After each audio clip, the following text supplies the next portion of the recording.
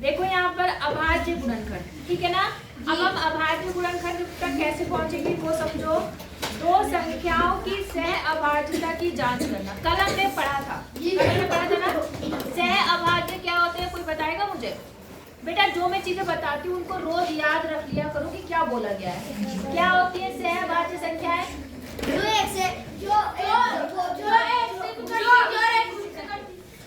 सह अभाज्य संख्याएं हमेशा 2 या 3 संख्याओं की तुलना होती है। तो बताओ ऐसी कौन सी संख्याएं सह अभाज्य होती है? ऐसे बोलेंगे जिनमें केवल एक ही उभयनिष्ठ गुणनखंड होता है, जिसमें एक उभयनिष्ठ और कोई नहीं होता। बात समझ आई? कितने उभयनिष्ठ गुणनखंड होते हैं? नंबर 1 एक ही उभयनिष्ठ गुणनखंड होता है। बात समझ आ गई? उन दोनों में कॉमन क्या होता है? एक। क्या होता है? ऐसी संख्याओं को सह अभाज्य कहते हैं। बताया था कल हमने। अब यहाँ क्या है, ध्यान दो। शिक्षक बोलता है कि क्या 56 और 63 सह अभाज्य संख्याएं हैं। क्या 56 कौन सी संख्या? 56 और 63 हाँ सह अभाज्य संख्याएं हैं। तो दो बच्चे हैं, आपको पता है, अंशु और गुणा। अब वो क्या करते हैं, यदि उनका सार्व गुणनखंड संख्या 1 से अलग है। सार्व गुणनखंड क्या है? अगर 1 नहीं है, क्या नहीं है?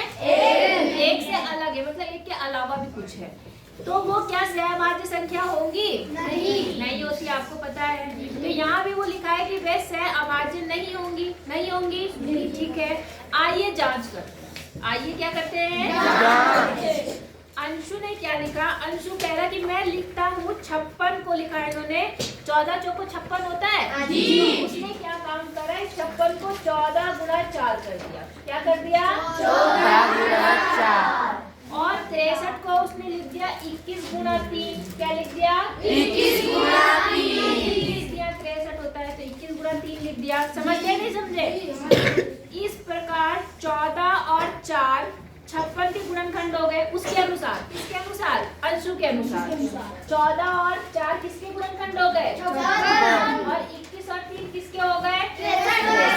किसके अनुसार? किसके अनुसार? अंशु के अनुसार। अतः इनके कोई उभयनिष्ठ गुणनखंड नहीं है। अब अंशु जी क्या कह रहे हैं कि इनमें कोई भी उभयनिष्ठ गुणनखंड नहीं है, ऐसा बोला अंशु ने। ठीक है जी, कोई दिक्कत? क्या अंशु ने सही बोला? जी। पक्का? जी। तुम भी गलत हो, तुम भी अंशु हो। नहीं, गलत बोला? सही बोला जी। सही। अभी तुम्हें देखने में भले से ये लग रहा है सही, मगर ये सही नहीं है। अभी बताइए कैसे, ठीक है ना। अभी तो तुम्हें दिख रहा है कि इनमें एक नहीं है, तो इसमें कोई कॉमन नहीं है, तो आप इसे सह अभाज्य मान रहे हो। लेकिन नहीं है क्या? एक कॉमन तो सह अभाज्य होता ही है। एक कॉमन है, उसके अलावा कुछ नहीं है। अभी अंशु के अनुसार चलते हैं। चलो बाद में बताएंगे, निष्कर्ष बाद में। अंशु ने यही कहा कि इसमें 14 गुणा 4 बन गया, इसमें 21 गुणा 3 बन गया, इसलिए ये सह अभाज्य है। क्या है? ये बात बोली अंशु ने। किसने बोली? अंशु ने। अब हम आगे पढ़ेंगे, तब देखेंगे कि इन्होंने क्यों सही बोला कि गलत बोला। ठीक है, अब देखो जरा ध्यान से। है बेटा, बोलो। अच्छा, अब देखो जो गुणा थी, एक लड़की गुणा भी तो थी। गुणा ने इसके गुणनखंड करे, देखो क्या करा उसने। 56 के गुणनखंड किसके? 56। उसने लिखा 7 8 56। 7 8 56 भी तो होता है जी। गुणा ने ये लिख दिया, लिखा। और दूसरा उसने 63 को लिखा 9 7 63। उसने ये लिखा। बात समझ आ गई? अब देखो जरा ध्यान से, अंशु ने ये लिखा था, तो अंशु ने इसे बोला कि ये सह अभाज्य है, बोला। और जो गुणा थी लड़की, उसने भी इसी के गुणनखंड करे, और उसने क्या देखा यहाँ पर? दोनों में क्या चीज है? तो ये क्या है? सह अभाज्य है? नहीं। इसके अनुसार ये सह अभाज्य नहीं है। बात समझ आ गई जी? समझ आया जी? आप बताओ सही कौन है? अंशु सही है या गुणा? कौन सही है? गुणा सही है। समझ आया जी? अच्छा, आप समझो। लेकिन अंशु ने गलती कहाँ की? आंसर क्या है? कि अंशु ने भी तो गुणनखंड किए, लेकिन अंशु से गलती कहाँ हुई? बात समझ आई? हाँ, गुणा करने में भी गलती नहीं है उसकी, गुणा करने में गलती नहीं है। देखो 14 चौको 56 ही तो होता है और 63 ही होता है, तो गुणा करने में गलती नहीं है। गलती कहाँ है अब पता चलेगा आपको, ठीक है? 56 को 14 गुना 4 हमें बताता है कि 14 और 4 56 के गुणनखंड है, बताता है ना। लेकिन इससे 56 के सभी गुणनखंडों का पता नहीं चलता। मेरी बात समझ आई? ना तो इसने 56 के सभी गुणनखंड लिखे, ना इस बच्ची ने, पूरा ने 56 के सभी गुणनखंड लिखे। और जब तक 56 के सभी गुणनखंड नहीं लिखे जाएंगे या 63 के सभी गुणनखंड नहीं लिखे जाएंगे, तब तक आप सवाल का सही उत्तर देने में असमर्थ हो। गलती से यहाँ पर सही आ गया, लेकिन पूरी तरह से सही नहीं मान सकते। बात समझ आ गई? कब तक सही नहीं आएगा आंसर? जब तक आप उनके सही गुणनखंडों को लिखना नहीं सीखेंगे। बात समझ आ गई? नहीं आई? अच्छा, अब आगे देखो, इन्होंने एक और उदाहरण ले लिया। हाँ बेटा, ये दो क्या है? इसने भी इसे 56 को ऐसे लिखा, गुणा, एक लड़की गुणा है, उसने 56 को ऐसे लिखा और 63 को ऐसे लिखा। अंशु ने ऐसा लिखा और गुणा ने कैसे लिखा? ऐसा। और गुणनखंड के लिए बोला जी सह, ये जो ये है, ये अभाज्य, क्या बोलना चाह रहे हो? अभाज्य है, ये अभाज्य जी, अभाज्य है। ये जो मैंने लिखा अभाज्य जी, यहाँ के बताओ जल्दी आओ। अभाज्य के लिए बोला जी, समझ ये क्या लिखा है? ये बोल रहे अभाज्य लिखा है भैया।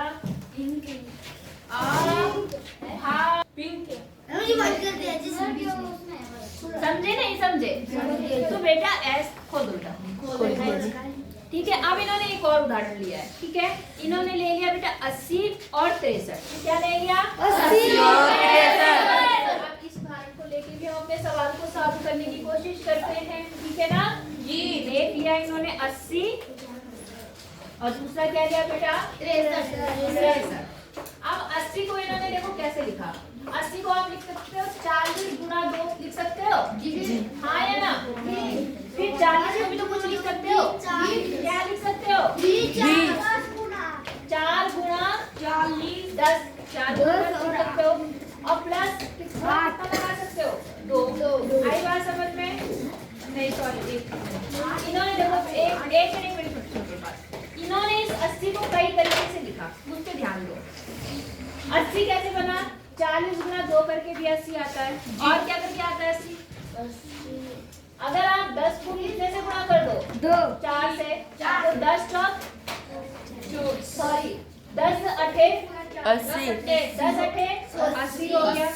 अगर मैं 20 को कितने को 4 से गुणा करूं तब भी कितना आएगा? 80 आएगा ना जी। 80 को लिखने के कितने सारे तरीके दिखा रहा नहीं दिखा रहा? फिर 16 पंचे 80 भी होता है। कितना होता है? 16 पंचे 80।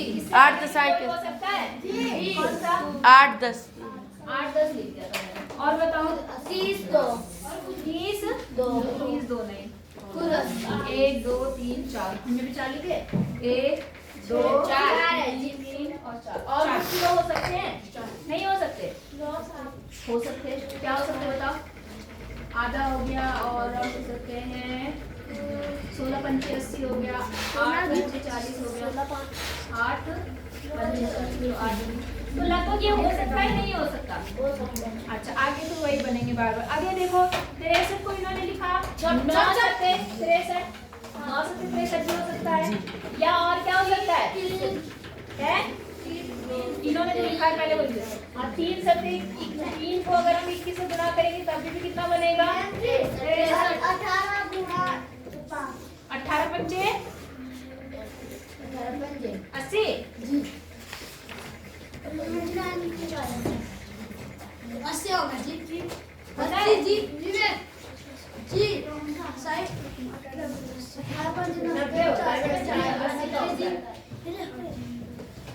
चलो कोई बात नहीं, ठीक है ना। अब यहाँ देखो जो यहाँ क्या खास बात बता रहा है, आप समझ, यहाँ ध्यान से समझो। अगर ये समझ गए ओ टेढ़े हो रहा 9 7 63 9 सत्ते 63 हो सकता है या 21 या 63 हो सकता है और किसी के पाड़े में 63 आता होगा, जिसमें भी आता होगा, है ना। अब कहने का मतलब क्या है, अब कहने का क्या मतलब है वो समझो मेरी बात।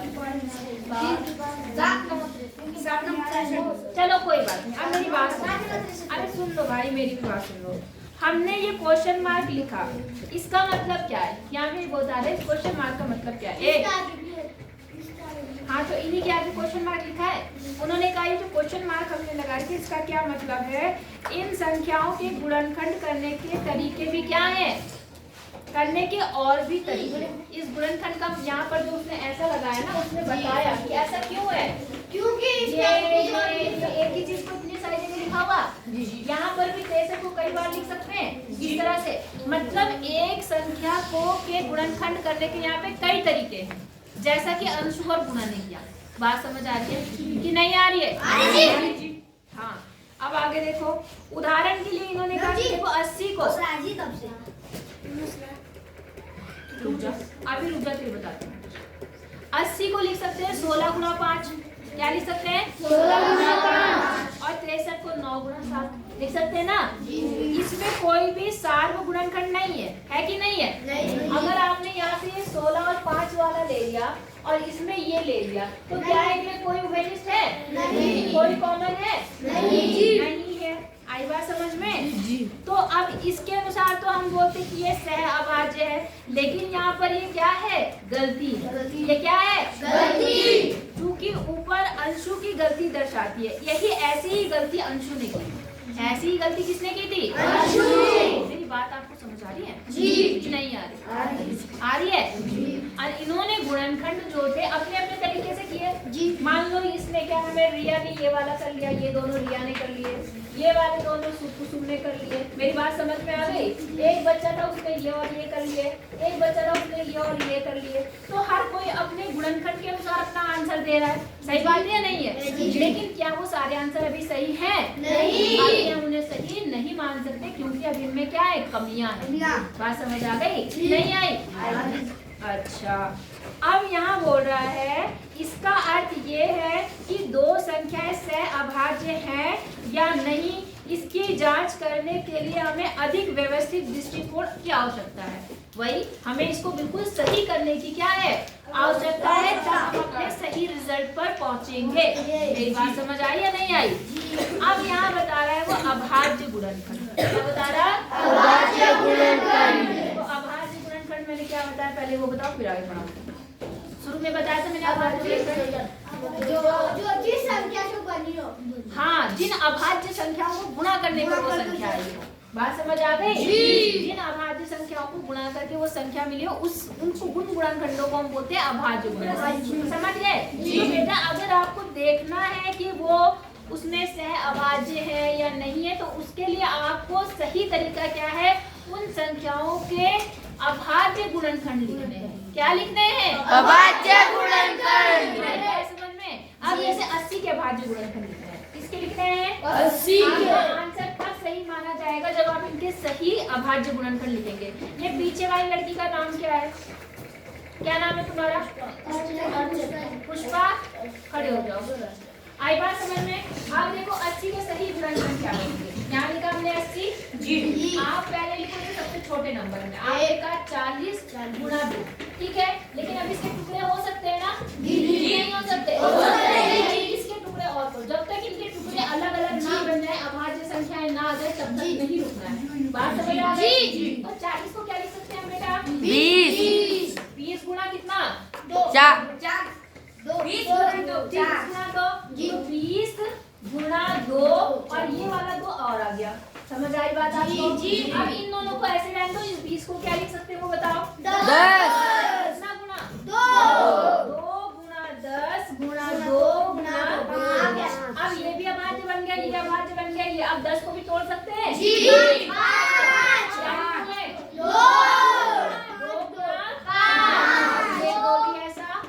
2 भी ऐसा। समझे? जी। अब ये बन गए सही गुणनखंड, और जिनको बोलते हैं अभाज्य गुणनखंड। कौन से गुणनखंड? अभाज्य गुणनखंड। बात समझ में? और अब दूसरी वाली संख्या के भी अभाज्य गुणनखंड अगर निकालते हैं तो देखो ये हो गया 63, आपने कहा 9 सत्ते 63, यहाँ तक तो कोई दिक्कत नहीं है। 7 कैसी संख्या है और 9 तो 9 को अभी हम टुकड़ों में तोड़ सकते हैं, क्या लिख सकते हैं? 6 नहीं, 3 तिया 9 लिख सकते हैं। 7 ऐसे ही। अब ये भी अभाज्य बन गया, ये भी और ये भी। बात समझ आ गई? इन संख्याओं को अब अगर आप इसका सॉल्यूशन निकालेंगे इसको और इसको लेके, तब आपका सही आंसर आएगा। तब आपका क्या आएगा? सही आंसर। सही उत्तर प्राप्त करने के लिए आपको सारे अभाज्य गुणनखंड लिखने पड़ेंगे। केवल ऐसे छोटे मोटे गुणनखंड लिखने से, गलत तरीके से गुणनखंड लिखने से काम नहीं चलेगा। गलत तो नहीं है वो, लेकिन वो पूरी तरह से सही भी नहीं है, क्योंकि हमें अभाज्य गुणनखंड लिखना पड़ेगा। क्या लिखना पड़ेगा? अभाज्य गुणनखंड। देखो ये अभाज्य संख्या है, ये भी अभाज्य, 2 अभाज्य होता है, 5 अभाज्य है, 2 अभाज्य, 2 अभाज्य, यहाँ पर भी 3 और 7 सब अभाज्य हो गए। इसीलिए इसको बोलते हैं हम अभाज्य गुणनखंड। क्या बोलते हैं? अभाज्य गुणनखंड। कितनों को मेरी बात समझ आई? सबको आ गई? तो सवाल करने के लिए चाहे सह अभाज्य देखना है, चाहे कुछ भी देखना है, आपको क्या देखना पड़ेगा? उसके अभाज्य गुणनखंड सही से करने पड़ेंगे। नहीं आई बात समझ में? ना तो हमें अंशों की तरह करना है, ना हमें गुणा की तरह करना है, हमें अपनी तरीके से करना है, और वो तरीका हमारा जो मैंने अभी आपको बताया। कोई दिक्कत? पक्का? अच्छा, अब हाथ नीचे करो और आगे देखो। अब निष्कर्ष क्या निकला? हमने 56 को अभाज्य गुणनखंड के रूप में लिखा। यहाँ 56 का अभाज्य गुणनखंड है। ये क्या है 56 का? अभाज्य गुणनखंड। उन्होंने 56 को लिखा तो हम 56 का भी लिख के देख लेंगे। 56 को हम क्या लिख सकते हैं बेटा? बताओ। 14 गुना 4 लिख सकते हैं। अब देखो 14 भी कटेगा अभी और 4 दोनों अभाज्य नहीं है। 14 को मैं क्या लिख सकती हूँ? बताओ। 14 को कितनी बार में 14 आएगा? हाँ 2 सत्ते 14 है ना। और 4 को क्या लिख सकती हूँ मैं? 2 अब ये बन गया अभाज्य। क्या बन गया? समझ आ गया? तो हम इसे अब अभाज्य गुणनखंड के रूप में लिख सकते हैं। एकक गुणनखंड अभाज्य गुणनखंड कहलाते हैं। क्या कहलाते हैं? इंग्लिश में बोलते हैं बेटा प्राइम फैक्टर्स। इनको हम क्या बोलते हैं? Prime factors. इंग्लिश में अभाज्य संख्या को बोलते हैं प्राइम नंबर। क्या बोलते हैं? Prime number. इन्हें बोलते हैं प्राइम फैक्टर। क्या बोलते हैं? Prime factors. कोई दिक्कत? No ma'am. अब इन्होंने कहा उदाहरण के लिए 2 और 7 56 के क्या है? अभाज्य गुणनखंड। देखो इसमें क्या क्या आ रहा है? एक तो 2 आ रहा है और एक क्या आ रहा है? 7। 3 बार 2 आया और 7 कितनी बार? एक बार। ये जो संख्या है वो 2 और 7 के अभाज्य गुणनखंडों से मिलकर बनी है। यानी बात समझ में आ गई? भैया इनको याद भी रखा करो। मेरे गले में दर्द हो जाता तुम्हें पढ़ा के, लेकिन तुम याद ही नहीं रखो, तब क्या फायदा? बोलो बात समझ आ गई? नहीं? अच्छा, अब आगे पढ़ते हैं हम लोग। भाज्य संख्या क्या बोले यहाँ पर? 1 से बड़ी प्रत्येक संख्या का अभाज्य गुणनखंड होता है। जो संख्या 1 से बड़ी होती है उन सभी का क्या होता है? अभाज्य गुणनखंड बनता है। क्या होता है? अभाज्य गुणनखंड बनता है। बात समझ में कि नहीं? अच्छा, और क्या बोल रहे हैं यहाँ पर? यह अवधारणा है कि भाज्य संख्या को गुणनखंडों के रूप में तब तक लिखा जाए जब तक वो अभाज्य ना हो पाए। वही बात है कि ये तो संख्या कौन सी है? ये भाज्य के भाज्य कौन सी है? ये भाज्य। ढंग से बोलो। भाज्य है। और इन भाज्य संख्याओं को हम तब तक लिख सकते जब तक ये अभाज्य नहीं बनी। ठीक है? समझे? अच्छा, तो ठीक है बेटा, यहाँ तक आपको समझ में आ गया। आपको चारों स्थितियाँ समझ आ गई, ये सब छोड़ दो। तो आपको कुल मिला के ये तरह पता चल गया कि अभाज्य गुणनखंड कैसे करते। हाँ या ना? कोई दिक्कत? अच्छा, एक और चीज समझना, जब हम अभाज्य गुणनखंड करेंगे ना बेटा, तो जैसे मैंने यहाँ पर क्या लिखा? 2 गुना 7 गुना 2 गुना 2। तो जो सही तरीका है लिखने का वो भी समझ लो। सबसे पहले छोटी संख्या लिखो। क्या लिखो? छोटी संख्या। छोटी संख्या क्या है? 2 2 2 2। अब इसके बाद बड़ी मन करना बेटा जरा तो आई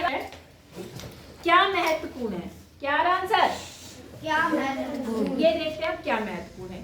इन्होंने कहा एक चित्र दिया है, दिख रहा है आपको ये बॉक्स? जी। ये देखो ऐसा बॉक्स दिख रहा है, दिख रहा है? जी। इसमें एक रेड कलर का फेस है, एक येलो है और एक क्या है? ग्रीन। दिख रहा है सबको? जी। अब यहाँ क्या बोल रहा है? इस चित्र की मदद से क्या आप समझ सकते हैं कि 30, इसमें कितने बॉक्स हैं? 30 बॉक्स हैं, ठीक है।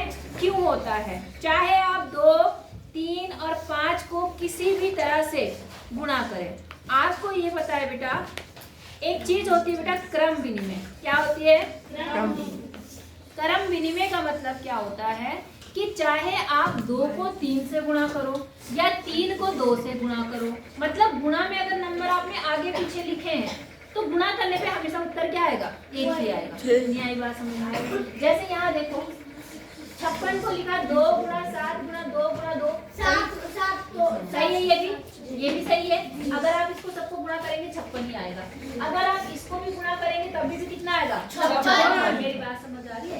तो अगर आप गुणा करते समय क्रम बदल देते हैं, क्रम क्या करते हैं? बदल देते हैं, तब भी उत्तर हमेशा क्या आता है? सही आता है, एक ही आता है आंसर हमेशा। नहीं आई बात समझ में? उदाहरण के लिए समझो, अगर मेरे पास है 2 गुणा 3 गुणा 5, ठीक है, या मैंने लिख दिया 3 गुणा 2 गुणा 5, या मैंने लिख दिया 5 गुणा 3 गुणा 2, नंबर तो वही है ना। इनको मैंने कहा कैसा लिखा? उल्टा सुल्टा। अब गुणा करो, देखो 2 तिया 6 पंचे 30, ये 30 आ गया। 3 दूनी 6, तो मैंने एक कहा 3 दूनी 6 और 6 पंचे 30, 5 तिया 15, 15 दूनी 30। क्या देखा आपने? अगर आप गुणा करते हैं और उल्टा सीधा मतलब आगे पीछे लिख सकते हैं, तो आपका जो हमेशा उत्तर है वो एक समान आएगा। क्या आएगा? एक समान। इसको बोलते हैं गुणा का क्रम विनिमयता। क्या बोलते हैं? गुणा का क्रम विनिमय बोलते हैं। क्या बोलते हैं? क्रम विनिमय का मतलब कि क्रम को बदल दो, इसकी जगह पर ये आ जाए, इसकी जगह ये आ जाए, क्रम बदल गया ना। जैसे तुम बैठे हुए हो, मान लो गुंजन बैठी है और ये कुसुम बैठी है, तो कुसुम अगर इधर आ जाएगी और गुंजन अगर उधर चली जाएगी तो अभी तो वो वहीं पर है। जी। इन तीनों का जगह अगर हम आपस में बदल दें तो भी तीनों लड़कियां यहीं पर है ना। तो ऐसे यहाँ पर गणित में क्या है कि अगर 3 संख्याओं को आप गुणा करते हैं, चाहे कहीं पर भी रख के गुणा करते हैं तीनों को आपस में, तो हमेशा उत्तर क्या आएगा? क्या हुआ? 16 किसका? समझ आया नहीं आया? आ गई? जी। तो आपको क्रम विनिमय समझ में आ गया? जी। ठीक है, अब हम कल जो पढ़ेंगे वो क्या चीज है हमारी, वो समझो। 2 संख्याओं के गुणनफल का अभाज्य गुणनखंड, मतलब 2 संख्याओं का गुणनफल का अभाज्य गुणनखंड निकालेंगे। बोलो, बात समझ आई या नहीं आई? जी। इतनी बात आपको समझ आई? जी। तो आपको क्या करना है, जो ये अभाज्य, ये आज भी पता लगाए, दिख रहा है आपको? जी। तब तक आप इन्हें कोशिश करेंगे, इन्हें अभाज्य गुणनखंड। पहला सवाल देखो, दिख रहा है आपको? जी। इसमें पेज नंबर है 120, उसमें पहला सवाल है निम्नलिखित संख्याओं का अभाज्य गुणनखंड ज्ञात कीजिए। क्या ज्ञात कीजिए? अभाज्य गुणनखंड। तो आप इनके गुणनखंड ज्ञात करें, 64 के जैसे मैंने बताया, ऐसे बनाना। हाँ, अब फेयर में क्या बनाना बेटा? फेयर में आपको ये वाला काम रफ में करना, ये काम रफ में करना सारा। आपका फेयर का काम क्या है? ये और ये, समझे कि नहीं समझे? जो बीच वाले स्टेप है इनको रफ में करना। कहाँ पे करेंगे? नहीं आई बात समझ में? आ गई? तो आज जैसे मान लो आपने क्या है, पहला सवाल देख लो एक बार। जैसे 64 है, क्या है? 64। तो बेटा जो 64, आपने जो मेन काम करना है ना कॉपी में, वो क्या करना है वो समझो। 64 को कैसे लिखेंगे आप? देखो, जैसे 64 है ना, तो 64 किसके पार्ट में आता है? जल्दी बताओ, जल्दी बताओ। 8 8 अठे 64। ये रफ में काम करना, ये रफ कॉपी में करना। 8 अठे 64 समझ गए? अब 8 के भी टुकड़े हो सकते हैं? जी। 4 दूनी 8, 4 दूनी 8, ये वाला 8 बन गया, और इस वाले 8 के भी बन गए 4 दूनी 8। समझे नहीं समझे? अब इस औरों के टुकड़े हो सकते हैं? 2 गुणा 2 बन गया, ये वाला 2 अपनी जगह रहा। फिर इसके भी कितने बन सकते हैं? 2 गुणा 2, और ये 2 अपनी जगह। आपका आंसर वो कितना है? 2 गुणा 2 गुणा 2 गुणा 2 गुणा 2 कितना आया? गुणा 2। 4 क्यों आएगा मैडम? 6 1 2 3 4 5 आपका, देखो ऐसे लिखना है। ये काम आपको रफ कॉपी में करना है, समझे? जी। नहीं समझे? समझे। तो इनमें से जितने सवाल हो जाएंगे उतने करना, बाकी कल बताऊंगी।